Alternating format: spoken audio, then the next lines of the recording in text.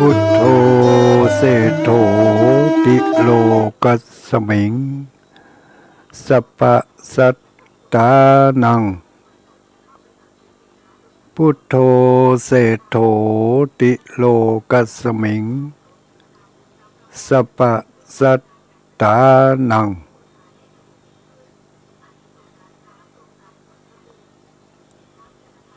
พุทโธเสโธติโลกัสสมิงสัพพะสัตตานัง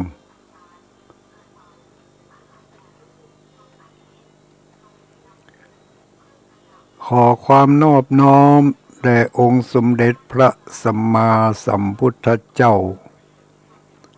ขอน้อมอภิวาทพระสัทธรรมเจ้าขอน้อมนมัสการพระอริยสงฆ์เจ้า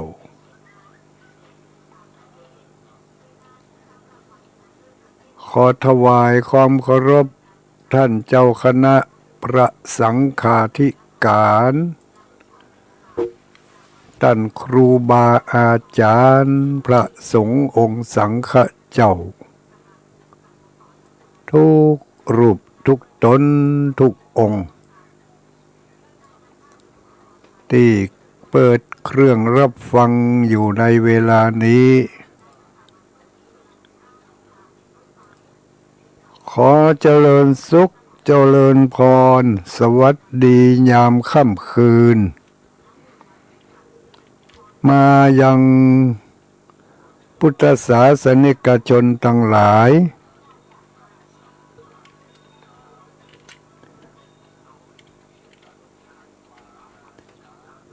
ผู้หญิงผู้ชายผู้หญิงผู้ชายคนเฒ่าคนแก่คนหนุ่มคนกำจุผู้จุคนเนาะค่ำคืนวันนี้ตรงกับคืนวันที่13วันที่13เดือนธันวาคมพุทธศักราช2564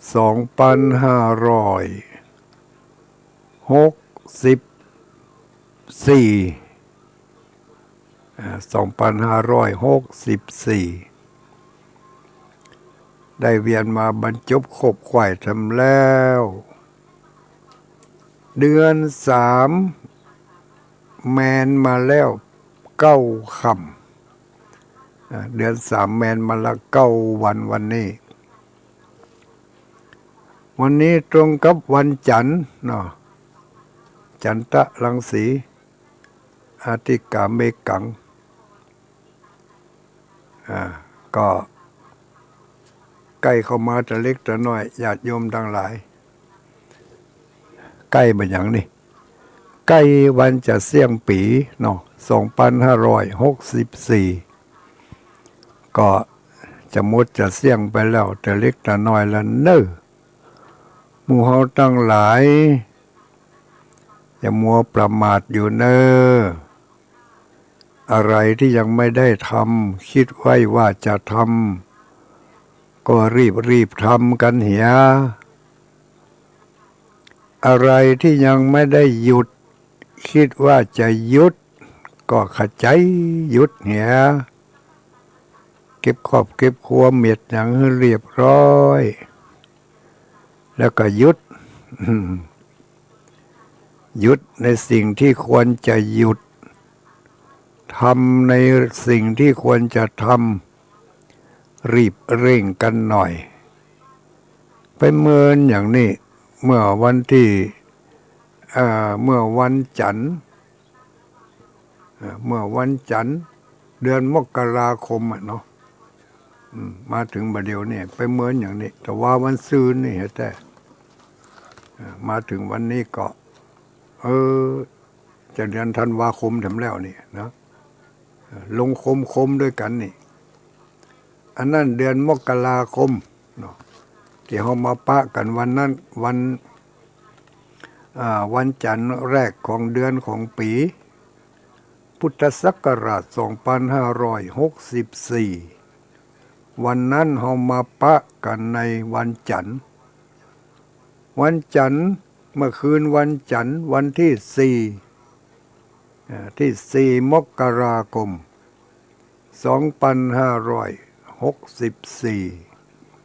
เป็นวันเริ่มต้นศักราชใหม่ปีใหม่เฮาปะกันในวันนั้น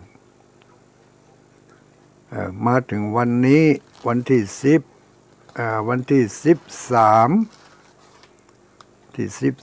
เดือนธันวาคมเดือนสุดท้ายแล้วนี่วันที่13เดือนธันวาขยับขยายมาแล้วเนอะญาติโยมหมู่เฮาทั้งหลายมัวประมาทบ่ได้เนอะอันใดที่คิดไว้ว่าจะทำก็เข้าใจ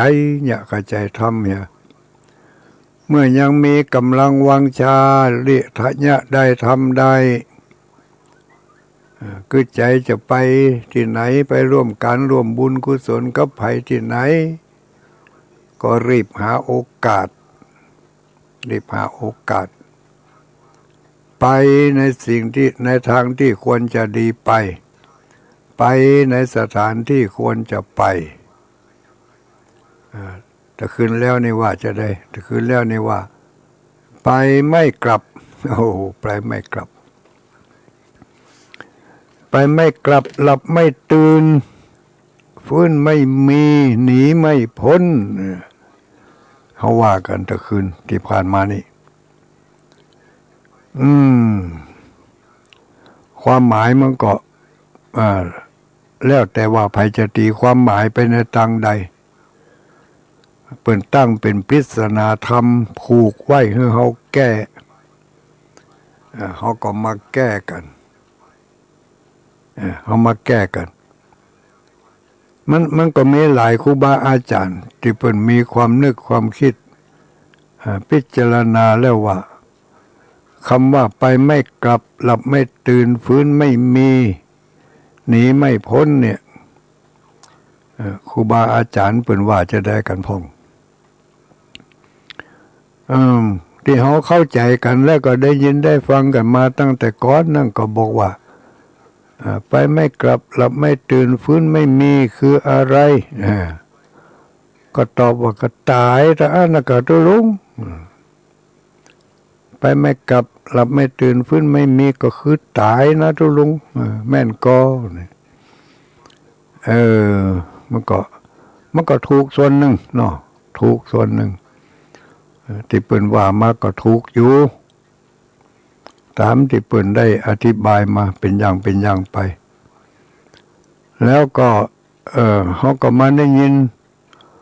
ครูบาอาจารย์ทำหลายคนหลายตนก็ให้ความหมายไปแตกต่างกันคือความหมายแตกต่างกันไปบางท่านก็บอกว่าไปไม่กลับ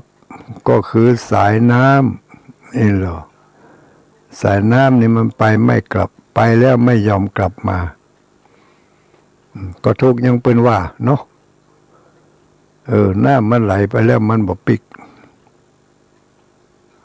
มันไหลไปทางใดมันก็ไปของมันเลยมันไม่ยอมกลับมาสายน้ำไม่ไหลกลับเหรอ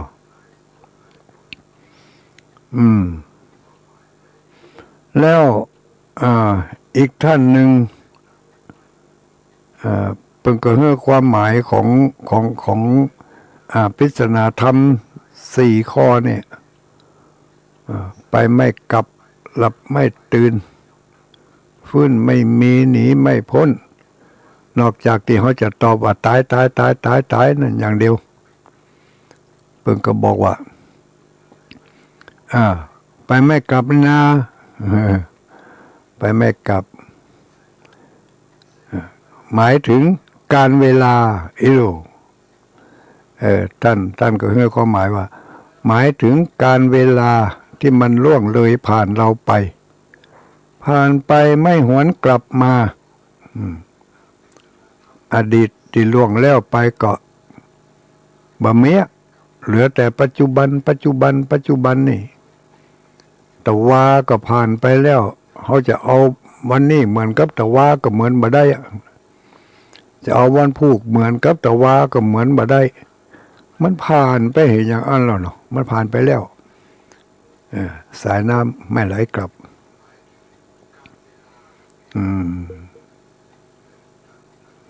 ถึงสายน้ำไม่ไหลกลับนี่เขาก็เข้าใจเนาะถ้าเขาพอน้ำมันไหลไปแล้วมันบอกไปคืนอีกอย่างหนึ่งอีกคำหนึ่งที่เป็นปริศนาธรรมบอกว่าหลับไม่ตื่นคืออะไรเนี่ยถ้าที่เขาเคยได้ยินมาก็บอกว่าหลับไม่ตื่นก็คือตายมันหลับนะมันบ่ตื่นแต่มีท่านผู้มีภูมิธรรมภูมิหูเพิ่นก็บอกว่าต้องให้ความหมายไปถึงสักน้อยกะอย่าไปให้มันได้กะตายอย่างเดียวมันแคบลงไปมันจับใจความได้อย่างเดียวหลับไม่ตื่นนอกจากเขาได้ยินมาว่าตายแล้วฟังแถมไม่ท่านผู้มีภูมิรู้ภูมิธรรมท่านได้เขียนเอาไว้ว่าหลับไม่ตื่นหมายถึงคนหมายถึงเฮานี่แหละคนที่ยังหลงอยู่ในกิเลส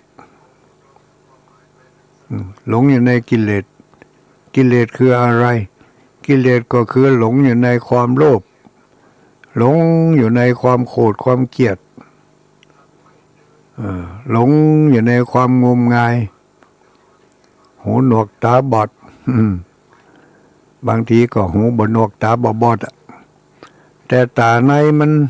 เริ่มจะบอดมัวฟังไปแล้วหูก็เริ่มตึงแล้วไผว่ายังก็บ่ค่อยฟังละอันเนี้ยคือรับบ่ตื่น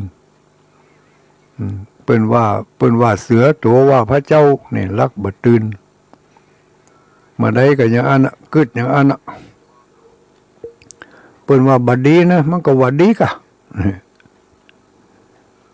เปิ้นว่าจะไปลุ่มหลงเขาเจนนะหลงกะเอาไผมาหลงใจไผสักคนเฮานี่ก็หลงก็เรื่องของเฮาไผมาเกี่ยวหลงโมหะคือความหลงเนาะโมหะคือความหลงแต่คำว่าโมโหนี่ส่วนมากจะเข้าใจคำว่าโมโหก็คือโคตรนี่นะโมโหกับโมหะนี่มันมาอันเดียวกันมันเป็นตัวเดียวกันนั่นเนาะความหมายของโมโหหรือว่าความหมายของโมหะนี่คือหลงเข้าใจผิดคิดบ่ถูกนะอันนี้เรียกว่าโมโหหรือว่าโมหะหลงเข้าใจผิดคิดบ่ถูกบาคิดไปตามทำนองของทำความถูกต้องที่แท้จริงไปหลงโดยลาภหลงโดยยศหลงโดยเกียรติหลงโดยชื่อโดยเสียงหลงหวังว่าเปิ้นจะอุ้มจะหอบเขาไปสวรรค์จั้นฟ้าในละปานบางคนนี่บ่ยอมทำความดีทำคุณงามความดีเนี่ยไม่อยากทำแต่อยากจะให้ผู้อื่นทำคุณงามความดีแต่ตัวเองเนี่ยไม่ยอมทำฝากไว้ก็แล้วกันท่านทำให้น้อยเนอะวันหน้าถ้าตายไปขอเกาะแจงผ้าเหลืองจิ้มบัดถึงกับตายถึงมื้อถึงวันนี้ก็จะได้ก็ขอเกาะแจงผ้าเหลืองจิ้มเด้อได้ตกอับตกจนตึกเคิงได้สลัมคำกาไปแล้วผิดพลาดไปแล้วก่อนที่ที่จะผิดจะพลาดเพิ่นก็ตักก็เตือนก็บอกมองไม่เห็นน่ะไม่บอกให้กันรู้เลยที่จริงเพิ่นก็บอกแล้วนั่นแหละแต่ตัวเองไม่ยอมรับต่างหากประตูใจไม่ยอมเปิดประตูหูไม่ยอมเปิดก็เลยไม่ได้ยินอะไรเพิ่นเตือนก็ไม่ได้ยินเพิ่นจักมาแล้วก็ยังลู่เข้าไปอยู่ ก็เปิ้นจะจุงก็รู้ไปก่อนล่วงขี้เลี้ยงขี้ข้างอยู่พับก็เปิ้นสวายเจือกขึ้นไปบนหลังซอนเจอมันไปทางหน้ามันก็ซ้ำบ่ไปหมดถอยหลังคะไม่เอาอย่างใดกันนี่เจอไปก่อนก็รูดซอนด้วยก้นก็เปิ้นจุงอย่างหูดังพอจะบืดก็ยังมาเถอะสองตีนยันไว้จุงมาถึงตุกถึงอยากกว่าจะเอาปีกมาได้หลงหลงเข้าดงประไม้แหนมว่าหลงได้เศร้าวันยังหู้จักปีกปอกสู่คืนหลังแหนมหลงไปหลายวันยังปีกปอกได้หลงจิตหลงใจหลงคอหลงไส้จักฝืนคืนมายากล้ำได้ยินเขาว่านะเนี่ยคือหลงหลับไม่ตื่นก็คือความหลงไม่รู้จักยอมกลับเนื้อกลับตัวนะหลงเมามัวหลงเมามัวเพลิดเพลินอยู่ในความสนุกสนานความม่วนเพิ่นเรียกว่ากิเลสหลงอยู่ในอำนาจของกิเลสสร้างแต่บาปกรรมไม่ยอมทำความดีเหมือนคนที่หลับไหลไม่ยอมตื่นไม่ยอมรับรู้ความจริงอะไรเป็นว่าระวังเนอในป่าในขุมนั่นมันมีเสือนะไปมีก็เขาจะบาหันสักตัวเสือลายเสือบางตัวนี่มันเปลี่ยนสีของมันนะเปลี่ยนสีของมันให้กลมกลืนกับสภาพแวดล้อมเสือก็ดีงูก็ดีเนี่ยไอ้เสือนี่คงจะเปลี่ยนมาได้เนาะแต่ว่าสีลายของเสือนี่มันจะลายบางทีถ้ามาเข้าไปอยู่ในป่าไม้แห้งนี่อาจจะเหมือนกับป่าไม้ถ้ามันอยู่นิ่มบดินบะต้วงนี่เขาก็บาหันนะว่ามันเป็นว่ามันเป็นเสือที่จริงมันก็เป็นเสือนั่นแหละถ้าไปหลงเข้าไปแล้วก็ตะคุบกินแต่คนเนาะสัตว์ตัวใดหลงเข้าไปก็ตะคุบกินบางทีก็ตัวใหญ่ๆนี่บ่กินเตื้อไปกินตัวน้อยๆก่อนตัวใหญ่ๆปล่อยไปตะคุบกินตัวน้อยๆไปแต่น้อยกว่าจะหู้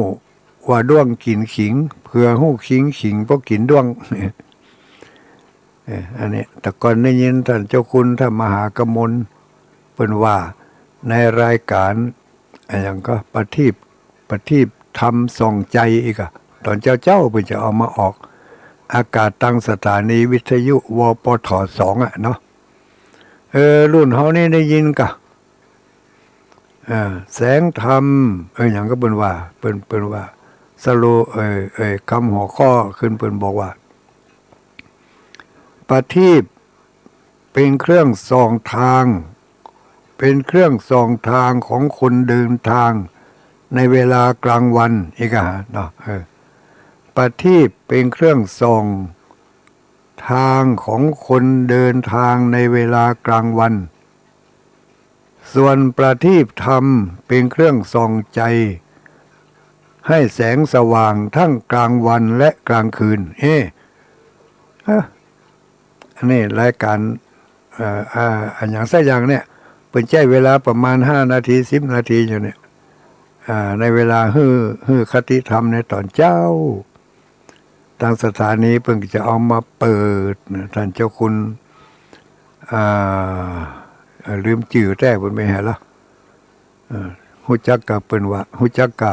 ท่านเจ้าคุณพระมหากมลโชติมันโตนี่กันเนาะวัดสันปะคอยเมื่อหลายปีมาละประทีปเป็นเครื่องส่องทางของคนในเวลากลางวันในเวลากลางคืนส่วนธรรมะเป็นเครื่องส่องใจทั้งกลางวันและกลางคืนนี่ก็ลักจำมาละก็รู้ หลับไม่ตื่นหมายถึงคนที่หลงด้วยโมหะบ่ยอมกลับเนื้อกลับตัวกลับใจบ่ยอมฟังเสียงไผเปิ่นจะตักเตือนบอกกล่าวระวังเน้อไปหลงนักเจนเน้ออันนั้นหนาป่านั่นภูมินั่นมันมีสิ่งร้ายอยู่นะอาจจะมีงูมีเสือถ้าว่าเขาหลงเข้าไปแล้วบางทีเขาไปติดกับแล้วก็ออกมาได้นะจะออกมาก็หนขวางบางคนก็หู้ตัวอยู่ว่าหลงแต่ไม่ยอมกลับไหนๆก็ได้มาแล้วไปมันสุดไปเหียเลยบางคนนี่สุดไปแก้ปัญหาได้ก็รอดไปแก้ปัญหาไม่ได้ก็เป็นเหยื่อของสิ่งสารพัดเหล่านั้นต่อไปตัวไปตรงมันแล้วเนอะบอกแล้วฟังกันแล้วฮะนะตามใจปีเกี้ยวปีคำทั้งหลายเถอะคำว่าฟื้นไม่มีนี่เขาจะหันติพัดตุเจ้าเปิ่นใจสวดศพเนาะหลับไม่ตื่นฟื้นไม่มีไปไม่กลับหลับไม่ตื่นพัดอันที่สามว่าฟื้นไม่มีฟื้นไม่มีนี่ถ้าความหมายที่เขาเคยหู้เคยได้ยินมาก็คือตายกับตุลุงฟื้นบ่มีแล้วบ่ดินบ่ต้วงแล้วนั่นตายนะตุลุงตายแต่มีท่านผู้รู้ท่านหนึ่งเป็นได้เขียนเอาไว้ว่าฟื้นไม่มีนั่นหมายถึงสังขารของคนเราที่ร่วงโรยไปแล้วในแต่ละวันบ่สามารถจะฟื้นย้อนคืนมาเป็นไว้หนุ่มไว้สาวไว้ละอ่อนได้ธรรมะ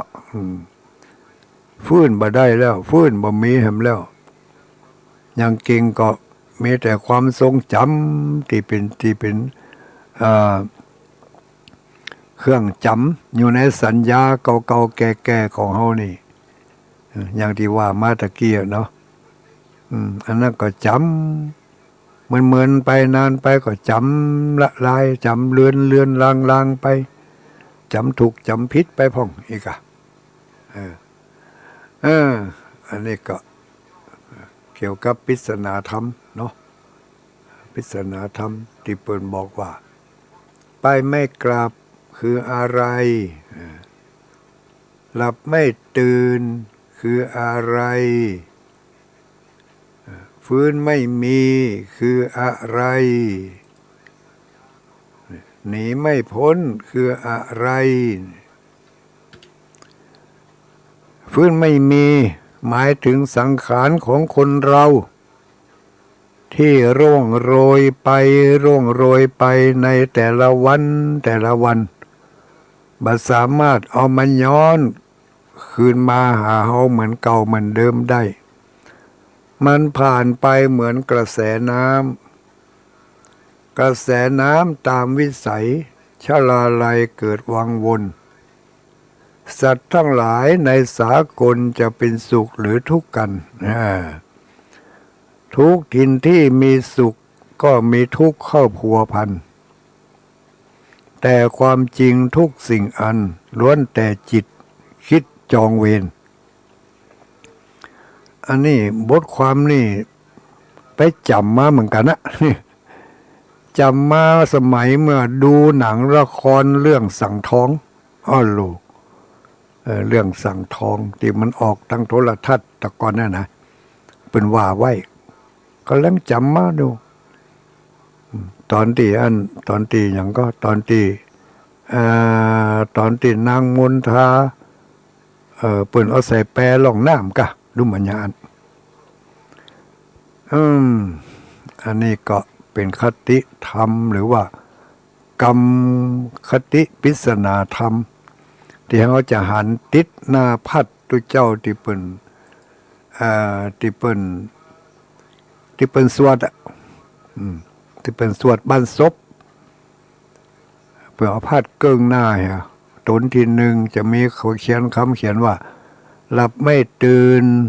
ใบที่สองก็ฟื้นไม่มีใบที่สามก็หนีไม่พ้นใบที่สี่หนีไม่พ้นถ้าถามกันในเวลานั้นว่าหนีไม่พ้นคืออะไรมันก็ตายนะกับตุลุงตายลูกเดียว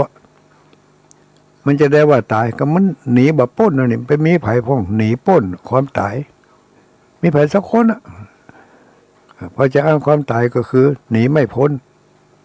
แต่อีกความหมายหนึ่งเป็นเรื่องความหมายว่าหนีไม่พ้นในที่นี้หมายถึงกรรม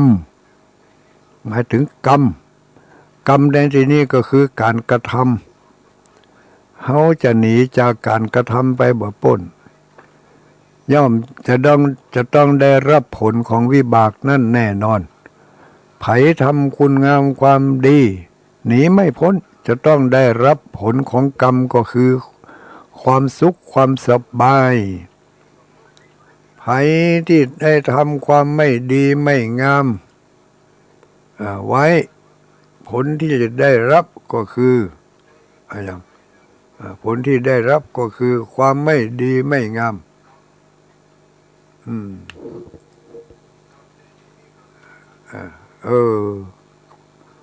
ว่าจะส่งอันนี้ไปฮือวะความไม่ดีไม่งามต่างๆถ้าเราได้ทำลงไปแล้วจะหู้หรือบ่หู้จะตั้งใจหรือบ่ตั้งใจจะหู้เท่าทันหรือไม่หู้เท่าทันมันก็เป็นการกระทำทั้งนั้นแต่ผลของมันจะต้องได้รับแน่นอนถึงมื้อถึงวันนี้ที่เขาเป็นอยู่ถึงมื้อถึงวันนี้ก็เพราะผลของกรรมที่เขาทำไว้แล้วในอดีตเขาทำดีไว้ความดีนั้นตอบสนองทำให้เรามีความสุขความสบายมีฐานะมีเงินมีทองพอกินพอใจ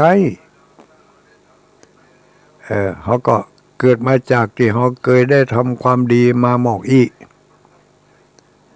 ถ้าเขาทำดีบ่อยๆนักๆเมินๆความดีอันนี้ก็จะอยู่ติดตัวเขาไปได้เมินติดตัวเขาไปได้เมินบาข้องบาข้างมันบ่ลดหย่อนแต่ถ้าว่าเขาทำพ่องบ่ทำพ่องเขาก็จะได้ผลลัพธ์ก็คือได้พ่องบ่ได้พ่อง บางเตือก็มีความสุขแต่เน้อใครมาจวนว่าเขาตายบ่มเดี๋ยวนี้ตึมตายอะไรม่วนกำลังม่วนอยู่เขาไปเป็นคนทุกข์บ่ตึงเป็นเพราะเขากำลังม่วน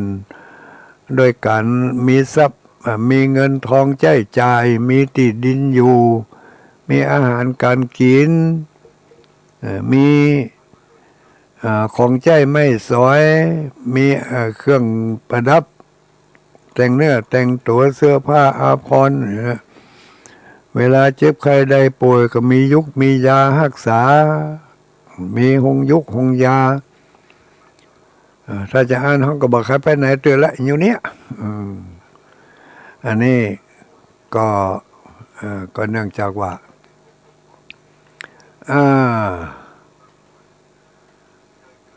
เขาได้กระทำไว้อย่างไรผลของการกระทำอันนั้น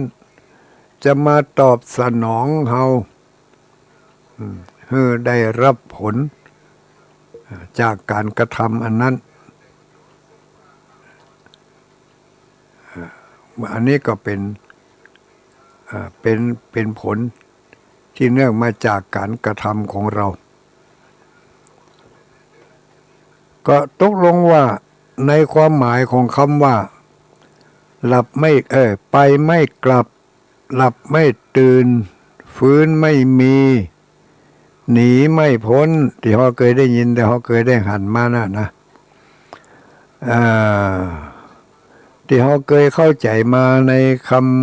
ำในคำปริศนาทั้งสี่กรรมนี้ทั้งสี่ประโยคนี้ไปไม่กลับเขาเคยเข้าใจว่าตายหลับไม่ตื่นคืออะไรตายฟื้นไม่มีคืออะไร ตาย ที่จริงก็แม่นนะแม่นอย่างที่เปิ้นว่านั่นตายแต่ตายทั้งนั้นแต่มาระยะหลังนี้มีผู้ที่เปิ้นมีความรู้มีภูมิธรรมเปิ้นก็ได้ขยายความออกไปถามว่าถ้าเราไปเข้าใจกับสี่กรรมเนี่ยเพียงแต่ตายอย่างเดียวมันก็จะแคบเกินไปก้าเราลองไปกึดพอเหรอไปไม่กลับคืออะไรลองหาคำจำกัดความมาพอเหรอเพิ่นก็บอกว่าไปไม่กลับหมายถึงการเวลาเขาจะเปรียบเทียบอย่างอื่นก็ได้นอกจากการเวลาแล้วเขาใจปัญญาพอเหรอนอกจากการเวลาแล้วยังมีอะไรอีกที่ว่าไปไม่กลับการเวลาเหมือนกระแสน้ำไปแล้วไม่หวนกลับมาเนาะหมุนไปเลยจากปัจจุบันก็จะกลายเป็นอดีตไปติ๊กอดีตวันนี้อดีตตะวาอดีตวันซืนย้อนไปถึงอดีตปีแล้วปีซืนจัดแล้วจัดก่อนนั่นมาจนถึงเฮาปัจจุบันนี้แล้วในอนาคตเหรออนาคตตั้งหน้านั่นบอกว่ากันนะมันจะต้องมีอนาคตเมื่อมีอดีตมันก็มีปัจจุบันและเมื่อมีปัจจุบันมันก็จะต้องมีอนาคตเพราะฉะนั้นความหมายของคำว่าไปไม่กลับเพิ่งก็หมายถึงการเวลาที่หมุนไปแล้วไม่ยอมพลิกมาข้อที่สองหลับไม่ตื่นที่เข้าใจกันว่าคือความตายเนาะแต่เปิ้นคือความหมายถึงว่านอกจากตายแล้วคืออะไรอย่างหมายถึงอย่างนอกจากตายแล้วก็หมายถึงว่าคนที่หลงอยู่กับกิเลสตัณหาคนที่หลงอยู่กับกิเลสตัณหาอันนี้หมายถึงหลับไม่ตื่นอย่างที่ว่าตะเกียเนาะหลงเข้าใจผิดหลงทำในทางที่ผิดหลงดำเนินชีวิตในทางที่ผิดหลงเข้าใจผิดแล้วก็ไม่ยอมตื่นเลยนะเพราะจะได้มีคนมาตักมาเตือนมาบอกมากล่าวจังเตอะมันเข้าใจอย่างอันก็คือมันเข้าใจไปก็เฮาบ่ยอมเข้าใจอย่างอันข้าจะเข้าใจอย่างไผจะไม่ว่าจะได้ก็จังกะนี่หลงหลับไม่ตื่นฟื้นไม่มีหมายถึงสังขารของคนเราที่ร่วงโรยไปจากวันเป็นสัปดาห์จากสัปดาห์ก็เป็นเดือนจากเดือนก็เป็นปีอันนี้เดือนพฤศจิกาผ่านไปเดือนธันวาแมนเข้ามาแล้วได้13 วันวันนี้แล้วจะเอาตะวานี่มาเป็นวันนี้ก็เป็นไปบ่ได้แล้วฟื้นไม่มีฟื้นมันขึ้นมาก็ตึงประมาณเก่าเหมือนเดิมอันนี้ถ้าเป็นสังคมปัจจุบันนี่ตีโรคโควิดมันมาเบียดเบียนหมู่มนุษย์ทั้งหลายเนี่ยเบียดเบียนทุกอย่างเนี่ยบอกว่าจะเป็นทั้งด้านเศรษฐกิจทั้งด้านสังคมและการเมืองโรคโควิดมันเข้าไปแทรกได้ทุกที่ทุกทางทุกหนทุกแห่งบอกว่าทั้งด้านเศรษฐกิจเศรษฐกิจการทำมาหากินการค้าการขายการลงทุนลงห้องทุกสิ่งทุกอย่างการไปการแปลงการอับจ้างอ้างใบมันกระทบกระเทือนไปถึงกันไปทุกไปเสี่ยงเมื่อเป็นเช่นนี้เมินเข้าที่มันอยู่เมินวิถีชีวิตที่เคยใช้มาอย่างใดเคยเนี่ยอย่างใดเคยทำอย่างใดเมื่อก่อนมาหลังนี่ที่เฮาบ่มีโควิดนี่ เวลาจะมีกินมีตาเนี่ยจะไปที่ไหนก็ไปด้วยกันเป็นหมู่เป็นจุมนั่งนาป้าป้านเหมารถกันไปพอโควิดเข้ามาแล้ววิถีตัวนี้เปลี่ยนไปการจัดงานทุกชนิดห้ามจัดให้มีคนนักห้ามจัดในสถานที่แออัดถ้าจะจัดแล้วก็ต้องขออนุญาตจากหน่วยงานนั่นหน่วยงานนี่ถ้าเปิดบาหารชอบก็เนี่ยมาได้นี่เมื่อจัดแล้วก็จะต้องมีกฎมีระเบียบมีกติกาอย่างใดก็ว่ากันไปแม้กระทั่งการปฏิบัติในงานนั้นอย่างเดี๋ยวนี้ในงานศพเพราะว่าจะเป็นศพจังหวัดใดก็ตามเชียงใหม่เชียงรายลำพูนลำปางเวลามีงานศพก็สิ่งที่เขาบ่เคยทำเขาก็ต้องเอามาทำกันอย่างเป็นต้นว่าเลี้ยงข้าวกล่องกาทำบุญถวายภัตตาหารแด่พระสงฆ์กาถวายจตุปัจจัยแด่พระสงฆ์กาการไปส่งศพส่งซากการไปไหว้อะไรกามันเปลี่ยนวิถีทางไปกุสิ่งกุอย่างแม้กระทั่งการที่จะไปวัดไปวามีงานประจำปีก็เปลี่ยนกันไปเมื่อวิธีมันเปลี่ยนไปอย่างนี้เมินเข้าอันใดที่มันสะดวกสบายก็จะจูเอาอันนั้นอันนี้ จะจูเอาอันนั้นแล้วก็จะปิกมาหาอย่างเก่าแต่มันบ่ปิกกับมันไม่อยากเอาตั้งหน้าเป็นไปทิกๆมันฟื้นไม่มีแล้วนี่เนาะฟื้นไปหาอันเก่ามันบ่ป้าละฟื้นไม่มีหมายถึงสังขารของคนเราที่ร่วงโรยไปแต่ละวันไม่สามารถย้อนคืนกลับมาเป็นหนุ่มเป็นสาวเป็นละอ่อนก้นมนได้ทำต่อไปแล้วหนีไม่พ้นหมายถึงอะไรตายกับตุลุงหนีไม่พ้นบ่มีไผหนีพ้นสักคนนอกจากตายแล้วหมายถึงอะไรอีกก็บ่ฮู้นะเพราะบ่ได้กึดไว้ก็ต้องกึดพอตีความหมายออกไปทำเปิ้นมีปริศนาไว้ให้เฮาตีความหมายหนีไม่พ้นคืออะไรผู้รู้ท่านหนึ่งบอกว่าหนีไม่พ้นหมายถึงกรรมไผหนีกรรมนี่หนีตึงบ่ได้หนีอย่างอื่นหนีคดีหนีโทษหนีทันหนีเจ้าหนี้ลูกหนี้อย่างต่างๆก็พอที่จะหนีได้แต่หนีกรรมนี่มันหนีบ่ได้จะไปตัดกรรมตัดเวรก็ตัดตึงบ่ได้อันเนี้ยหมายถึงการหนีไม่พ้นก็คือหนีกรรมไผทำกรรมอันใดไว้ก็ต้องได้รับผลของกรรมนั้นที่เราสร้างมาแต่ละวันแต่ละภพแต่ละชาติมันก็จะให้ผลในภพนี้ชาตินี้พ่องให้ผลในวันตั้งหน้าพ่องอย่างกับการปลูกพืชปลูกพักของเราเนี่ยกะพืชพักบางอย่างปลูกวันนี้กินวันพุกได้เลยนี่พืชพักบางอย่างปลูกวันนี้แหม7 วันกินได้พักบางอย่างปลูกวันนี้แถม1 ปีกินได้จะได้กินพักบางอย่างพืชบางอย่างปลูกวันนี้อีก2 ปีข้างหน้าถึงจะได้กินนี่นะพืชบางอย่างปลูกมาเดี๋ยวนี้แฮม7 ปีไปหน้าปุ่นกว่ามันจะงอกออกมาเดี๋ยวนี้ยังอยู่ในดินอยู่2 ปี3 ปีผ่านไปหน่วยหัวมันยังอยู่ในดินอยู่มันยอมงอกเถอะพอถึงปีที่7ที่8เริ่มแมนออกมาแล้วจากที่ดินอย่างอีกก็มีนะญาติโยมทั้งหลายหมู่เฮาทั้งหลายในฮู้กะคนเฒ่าคนแก่เนาะคนที่มันบ่เฒ่าบ่แก่นี่ก็บ่ทันฮู้เตื้อ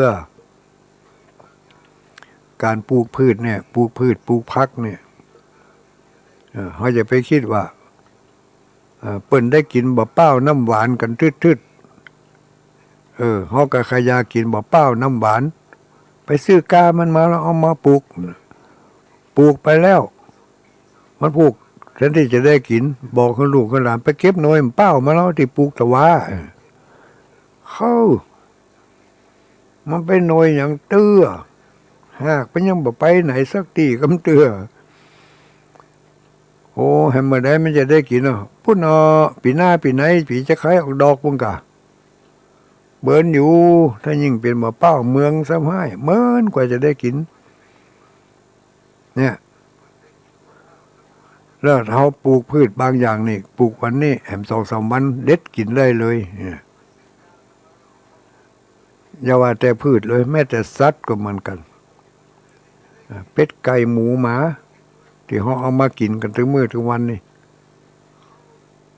บางอย่างเมื่อก่อนมาหลังนี่เลี้ยงไว้มันไข่ออกมาเอามาฟักแล้วออกเป็นตัวเป็นลูกกว่าจะได้กินนั้นเป็นเดือนเป็นปีบางที2 ปีกว่าจะได้กินมาเดียวนี่มาอย่างอันลูกมาถึงปีนะเอาไปเลี้ยงบอกว่าหมูเฮ็ดเป็ดไก่แต่ละตัวนั้นไม่ใช่ถึงปีนะเขาก็เอามากินเนื้อกินจิ้นกันได้แล้วเพราะอะไรอย่างเพราะกรรมก็คือการกระทำโดยการเร่งเนื้อเร่งเนื้อเร่งสีเร่งอะไรอย่างเร่งสปาเร่งเอาสารเคมีเร่งเข้าไปมันปันได้กินดีปลูกพืชปลูกผักก็เร่งเข้าไปมันปันได้กินดีไม่ใช่ฤดูของมันก็ออกดอกออกผลเขาได้กินอยู่แต่ว่าไปงานที่น้อยนางแก้วโต้ม่วนขนาดนักคนหลายอาหารการกินสปาสเปดบางอย่างก็จะเป็นไปตามในฤดูกาลแต่บางอย่างนี่เป็นนอกฤดูกาลก็ยังมีให้กินอยู่ที่หันง่ายๆแต่ว่านี่มีมะลำไยถุงมะเล็กมะเล่นมะลำไยถ้าเป็นมะลำไยธรรมดาทั่วๆไปเมื่อเดียวนี้มันกำลังจ่อกำลังปรุงใบเนี่ยแต่ว่ามะลำไยที่เปิดเอาหน่วยมันมาให้กินนั่นเหรออันนั้นมันนอกฤดูกาลแล้วนี่เนี่ยคือการผลิต คนเขามันเร่งจะให้ได้กินไวๆจะให้ได้ใจไวๆแล้วเมื่อเร่งแล้วมันก็เกิดผลมันก็ได้ผลเลยได้ผลยังไงก็สามารถที่จะให้ผลได้ตันอกตันใจเนาะมันให้ผลได้อย่างตันอกตันใจแล้วมันก็ให้ผลดีและผลเสียไปในตัวของมันเมื่อมีดีก็ต้องมีเสียเป็นธรรมดาเป็นของคู่กันมีมืดก็มีสว่างมีดำก็มีขาวเป็นของคู่กันมีร้อนก็มีเย็นเป็นของคู่กันเมื่อมีเรีบริ่งรีบเร่งก็ต้องมีผลทันตาเห็นการบริโภคสิ่งของที่รีบเร่งเปิ้นเร่งมาให้มันได้กินได้หน่วยได้ปันได้กินถูกอกถูกใจตันอกตันใจแต่ของกินเรานั่นก็ไปเร่งร่างกายของเขานี่แทนที่จะแหมสัก3 ปีไปนะจึงจะเจ็บหัวเข่าแข้งขานะบัดตันถึงได้มันเร่งให้แล้วเร่งให้เจ็บหัวเข่าแข้งขาวันผูกวันเฮือเนี่ยแต่ก่อนนี่คนเขาอยู่กันมากกว่าจะหู้เจ็บแข้งเจ็บขาปุ่น60-70ปุ่นมาเดี๋ยวนี้10 ปลาย20 ปลายเริ่มเจ็บหัวเข่าแข้งขากันแล้วเพราะว่าถูกสารเร่งให้ใหญ่เร่งให้เจริญเติบโตไวๆทั้งอาหารการกินก็เกิดมาจากการเร่งให้ปันได้กินคนกินก็เร่งให้ปันได้เท่าได้แก่บางคนบัดตันได้เท่าได้แก่สักกำพญาติพยามมาบังคับเขเฮียจำเป็นต้องอยู่ไปอย่างพญาติคับเขเกิดจากอาหารการกินโรคภัยไข้เจ็บบางอย่างมันไม่ใช่โรคเกิดจากเชื้อโรคแต่มันเกิดจากการบริโภค เกิดจากการกินบ่รู้จักการควบคุมอาหารการกินเปิ้นแปลงมาให้กินติ๊กแต่หารู้ไหมว่าคนที่แปลงนั้นมันจะต้องการชีวิตมันจะต้องการความปลอดภัยต้องการสตางค์ใส่กระเป๋าได้สตางค์นักเท่าใดได้สิ่งตอบแทนนักเท่าใดก็เป็นสิ่งที่ภูมิอกภูมิใจของเขาแต่เขาเป็นผู้บริโภคนี่กันเนาะโอ้โดยเฉพาะอย่างยิ่งเป็นทุเจ้าอยู่ในวัดนี่เป็นหลีกเลี่ยงได้วะถึงมื้อถึงวันนี่เปิ้นเอาหยังให้กินก็จำเป็นต้องกินไปฉะนั้นแต่ก็ยังว่านั่นน่ะหู้ลบเป็นปีกหู้หลีกเป็นหางหู้รักษาตัวรอดเป็นยอดดีจะไปกินสโลสละพระพุทธเจ้าเพิ่นถึงได้บอกให้ไว้แล้วว่าก่อนจะกินอาหารแต่ละมื้อเนี่ยเฮือปั่นป้อนเฮือตัวเก่าให้ก่อนปั่นป้อนอย่างใดปฏิสังขายโยนิโสปินดาปาตังปฏิเสวามิเนวะทวายะนะมะทายะนะมันละนายะเนี่ยอันนี้ปั่นป้อนให้ตัวเก่าลูกก่อนที่จะกินข้าวขอให้มีความปลอดภัยพิจารณาว่าอาหารชนิดนี้ควรกินไม่ควรกินแล้วมันจะไปให้โทษให้คุณแต่ร่างกายอย่างไรเนี่ยมันจะว่าเปิ้นเอามาเฮ้อก็กินเอาแกงมีมูกมีมันมาเฮ้อก็กินเอาไปพอเติมด้วยน้ำหวานเถมเอาของหวานมาเฮ้อกินเอาของหวานมาเฮ้อย่ำพอเครื่องดื่มชนิดหวานมาเฮ้อเถมก็กินเอาบ่ได้พิจารณาเนี่ยก็เลยตุ้ยออกตุ้ยออกแล้วก็ไปมันปอจะได้เมื่อตุ้ยมีแล้วสิ่งอื่นก็ตามมาสิสิ่งอื่นก็ตามมาโดยความตุ้ยมาเนาะมันไม่ใช่ว่าตุ้ยอย่างคนตะกอนเป็นตุ้ยบึกบึนนักแน่นเนื้อขันแต่บัดเดี๋ยวนี้ตุ้ยเนื้อแม่แจ๊ะแม่เอามือจี้พอตุ้ยไขมันร่อนว่าไปก็เล่าขวัญเปิ้นมาดิเนาะหันแต่ว่าเฮาผอมก็เพราะมันไขว่เปิ้นก้าหันเปิ้นตุ้ยไปว่าเฮาเปิ้นก็แล้วแต่พิจารณาอันใดลูกหลานขอเอามาให้กินอันใดดีกินก็กินอันใดกินแล้วคิดว่ามันจะเป็นโทษก็จะไปกินมันเอาละไว้หั่นเอาให้เขาไปให้คนอื่นผู้ที่เปิ้นชอบเปิ้นมักแฮะเฮาบ่ชอบบ่มักก็รับไว้ก่อนรับไว้นี่ต้องบอกเขาด้วยนะอันนี้แม่อุ้ยบ่กินเด้อแม่อุ้ยย่างอันนี้แม่อุ้ยขอย่างให้ก่อนแม่อุ้ยบ่กินละอันนี้ปู่อุ้ยบ่กินละตัวปู่อุ้ยจะย่างให้ก่อนเฒ่าแก่ละก็อยากจะมีอายุยืนยาวอยู่กับลูกกับหลานไปเมินอาหารการกินชนิดใดลูกพิจารณาพอพ่อแม่บอกคนที่กินก็จะไปเอามาเฮ้อนำเอามาเฮ้อนั้นมันเลือกมาได้ก็จำเป็นต้องกินเมื่อจำเป็นต้องกินก็จำเป็นต้องได้รับผลคือโรคเก้าเบาหวานความดันหัวใจมันมาโดยอาหารการกิน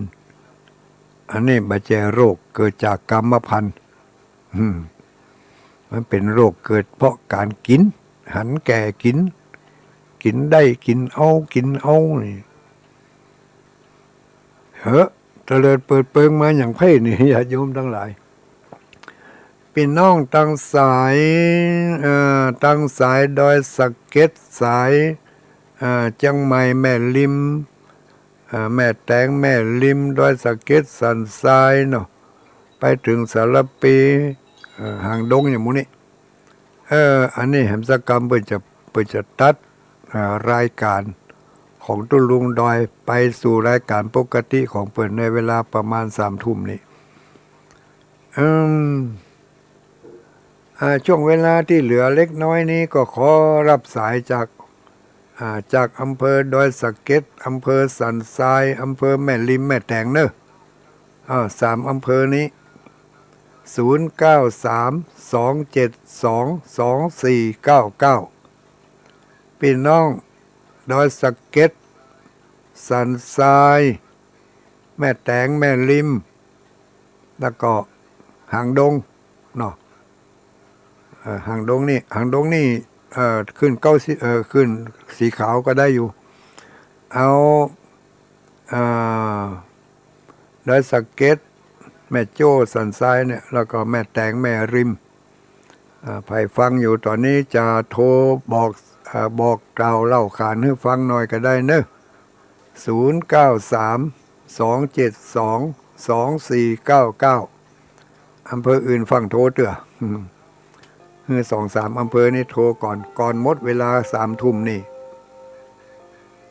เหลือเวลาอีก1-2 นาทีมีไหมฟังไหมที่ไหนจ้าเจริญพ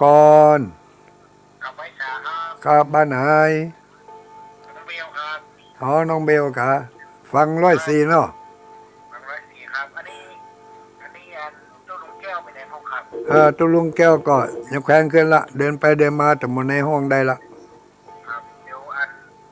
ถ้ามีโอกาสนี่เอาเปิดมาเตะด้วยนะครับแน่นอนกำลังรอจังหวะหน่อยนึงเคยฟังเปิดตั้งแต่2 ทุ่มถึง3 ทุ่มเนาะ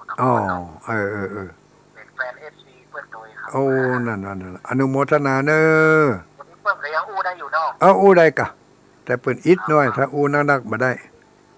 อู้ดังๆมาได้เนาะครับตั้งใจเปิดโดยนะครับขอบคุณแตนตุลุงเนอะสาธุ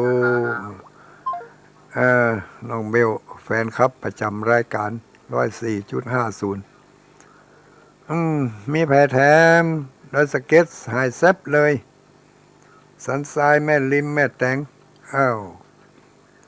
ถ้ายังไม่มีเดี๋ยวมันหมดเวลาเขาก็จะได้เว้ารายการอื่นต่อไปเนาะยังเหลือเวลาอีกชั่วโมงปลายเจริญพรเข้าใจขอดเขตสวัสดีทางมุกครับที่ไหนก็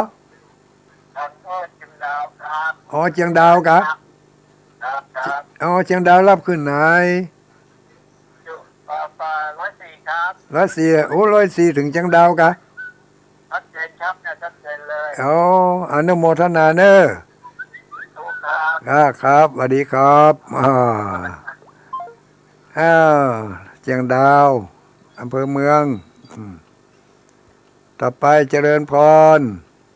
ไว้สาเจ้าไว้สาบ้านไหนบ้านไหนก็อำเภอดอกคำใต้จังหวัดพะเยาเจ้าอันนี้อย่างมาแซงเปิ่นบอกอำเภอดอยสะเก็ดสันทรายไม่เลี้ยมอย่างพูดเนาะบึดกันเนอะแสดงว่าฟังบ่ฮู้เรื่องฮู้หมดฮู้กะเปิ้นโอ้หยังฮู้หมดเจริญพรสายต่อไปเจริญพร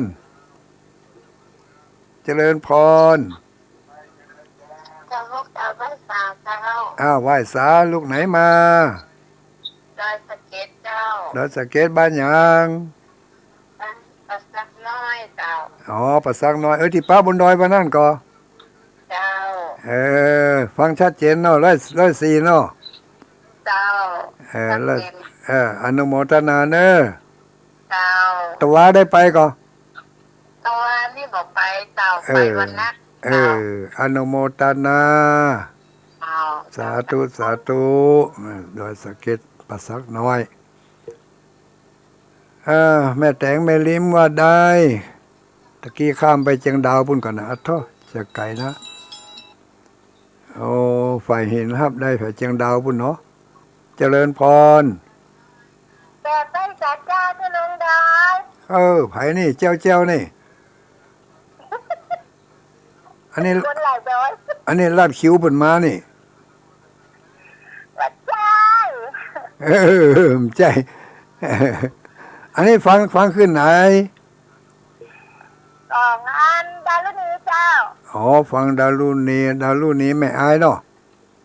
จ้ามันตานี่จ้ามันตาวิดีโออ่ะ อ๋อสาธุเนอ เดี๋ยวก่อนเดี๋ยวมีเรื่องจะถามได้ก่อน บึดก่อนเดี๋ยวนี้คิวของอำเภอนอกเพก่อนบึดกันเนออ้าวสายต่อไปขอคิวดอยสะเก็ดสันทรายแม่แตงแม่ริมเชียงดาวว่าจะได้เจริญพรดักปิ้งไปเลยเข้ามาใหม่เนอสายติตะกี้ไผ่มูเนอ2534ว่าจะได้ลูกไหนมาบ้านไหนสันติสุขได้รอ สันติสุขได้รอ เจ้า ที่บ่ได้ขึ้นดอยก็เปิดมานั่นนะกะ แม่แล้ว เฮ็ดพระขี้ขวงเปิดขมใบขมบอดเหมาะขนาดเนอ แล้วละจ้า อนุโมทนาเนอลาดคิวเปิ่นมานี่ เจ้า สาธุ กูบัดตันเปิ่นไม่อุ้ยก็ได้0932722499ดอยสะเก็ดแม่ลิ้มแม่แตงถ้าจะจดเบอร์บัดตันนี่เอาไว้โอกาสหน้าเนอก่อน3 ทุ่มนี่จะเปิดสายที่เปิ้นฟัง 104.50 ของฝ่ายหินปิดสัญญาณโทรศัพท์ก่อนแล้วเนอต่อไปเขาก็มาว่ากันเอายาวไปเลยกับนี้เนาะ9 โมงปลายนิดหน่อยย่างโทรให้กำก่อนบืดสัก9 โมงปลายบืดก็ว่ากันเนอตอนนี้บัดโทษเตื้อแม่นมานี่บ่ฮับกับดีเหมาะแล้วจะหาว่าบัดตันเจริญพรลูกไหนมาแม่อุ้ยกินเจ้า แม่อุ้ยหยังก็แม่อุ้ยกินแม่สาบเสมอเจ้าสาธุเนอลาดคิวเพิ่นมาเนอมาได้ฟังหลายจานได้เนโอ้หลานก็มาเจ้าไปอยู่กับหลานเจ้านั่นก็หายหน้าหายตาไปเลยอนุโมทนาสาธุเนออุ้ยอินเนอฟังกันต่อไปเนออุ้ยเนอพักก่อนนิดหน่อย ในช่วงที่พักสายนี้ในช่วงที่ก่อนที่เขาจะไปว่ากันถึงธรรมะก็เตือนจิตสกิจใจก็จะขอฝากไปแทรกไปกับการอู้สนทนา